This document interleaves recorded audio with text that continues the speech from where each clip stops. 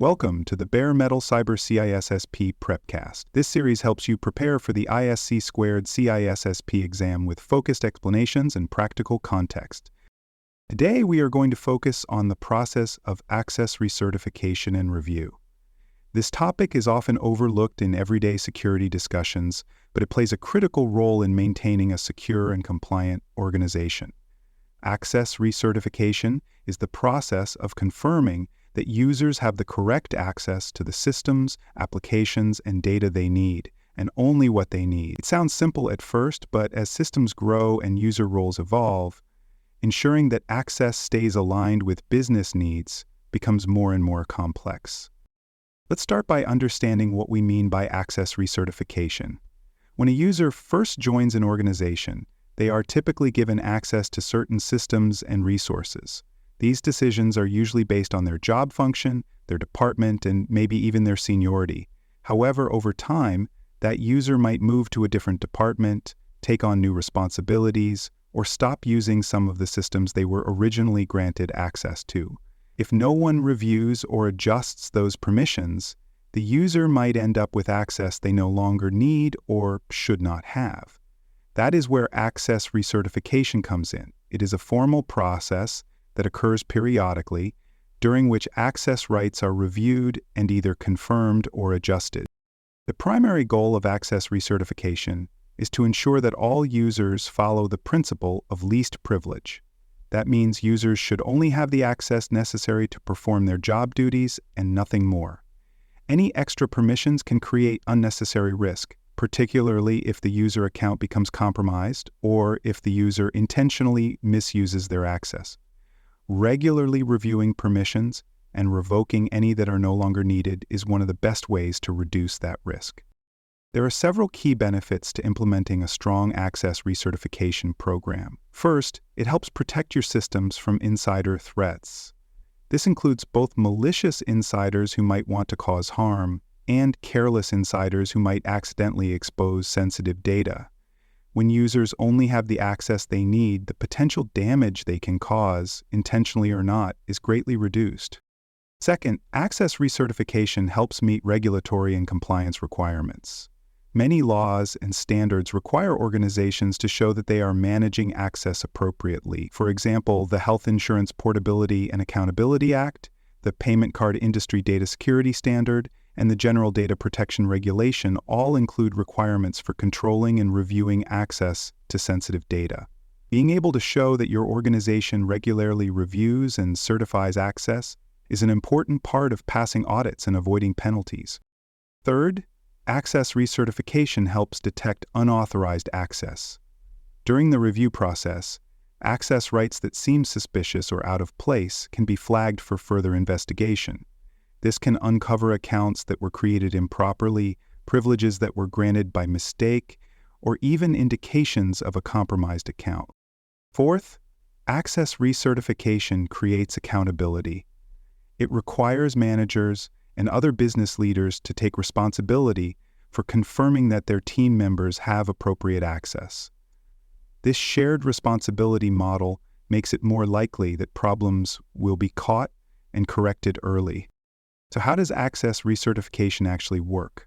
It typically starts with a policy that defines how often reviews must be done and who is responsible for doing them. This policy should outline the frequency of reviews, the scope of each review, and the procedures for documenting results. For example, a policy might require quarterly reviews of high-privilege accounts, semi-annual reviews of general user accounts, and annual reviews of vendor or third-party access. Once the policy is in place, the organization uses tools or manual processes to generate a list of current user access rights.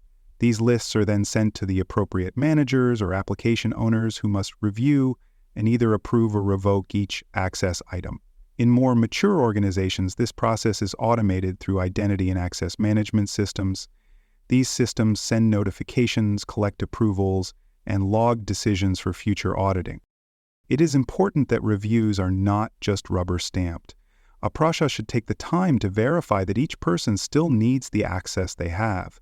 If someone has moved to a new department, if a project has ended, or if an account has been inactive for an extended period, those permissions should be carefully reconsidered. For more cyber-related content and books, please check out cybersoftware.me. Also, there are other podcasts on cybersecurity and more at baremetalcyber.com. Now let's talk about the specific security controls that support access recertification. One of the most important is logging and monitoring.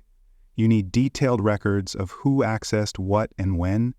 These records help determine whether access rights are being used appropriately and can support investigations into suspicious behavior.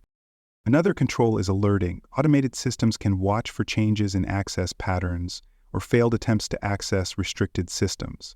If someone suddenly gains access to a large number of new systems or starts accessing data outside of normal working hours, that could be a sign of a problem that needs to be addressed.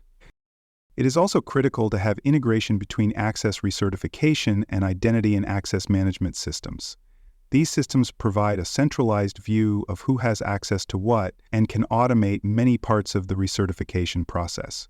They can also help enforce access control policies by automatically revoking permissions that are no longer approved. Auditing is another important control. Regular audits help ensure that recertification processes are being followed and that they are effective. Auditors can spot patterns of over-permission accounts, identify gaps in the review process, and recommend improvements.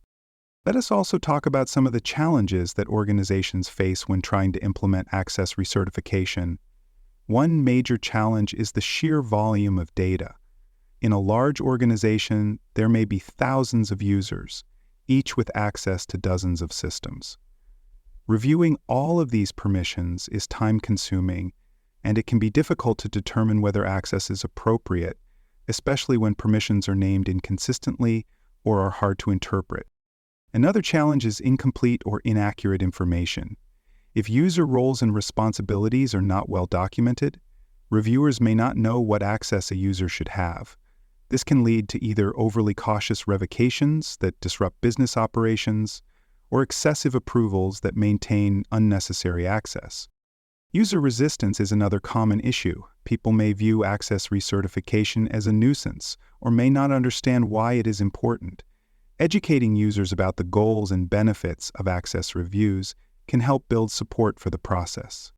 To overcome these challenges, organizations should follow a few best practices. First, simplify your access structure wherever possible. Avoid creating overly complex permission sets and limit the use of customized roles that are difficult to manage. Role-based access control, when implemented carefully, can reduce the number of unique permissions that need to be reviewed. Second, use automation to your advantage. Identity governance tools can streamline the recertification process, track approvals, and generate reports automatically. These tools can also prioritize reviews based on risk, ensuring that the most sensitive access is reviewed more frequently. Third, make access recertification part of your organization's culture. Communicate clearly with stakeholders about why the process matters, how it supports security and compliance, and what their role is in making it successful. Fourth, provide training. Managers and reviewers should understand how to assess access rights, how to interpret permission names, and how to use the tools provided to them. The better informed they are, the more effective the recertification process will be. And finally, continuously improve. Review your access recertification program regularly and look for ways to make it more efficient and more accurate. Use feedback from audits, incidents, and users to refine your policies and procedures. From an exam perspective, you should be familiar with the definition of access recertification, the role it plays in supporting the principle of least privilege, and the way it fits into a broader identity and access management framework. You should also understand the benefits of access recertification, the challenges it poses, and the common methods and tools used to perform it.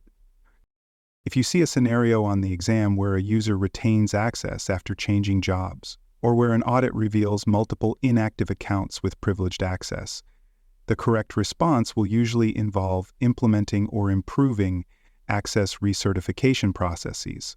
This ties back to maintaining accountability, reducing the risk of unauthorized access, and meeting compliance obligations. Remember that access is not something you set once and forget. It is a moving target that must be actively managed. People change roles, projects end, systems evolve, and threats shift. Access recertification is your chance to bring access back in line with current needs and to correct the small mistakes that can accumulate into serious security vulnerabilities.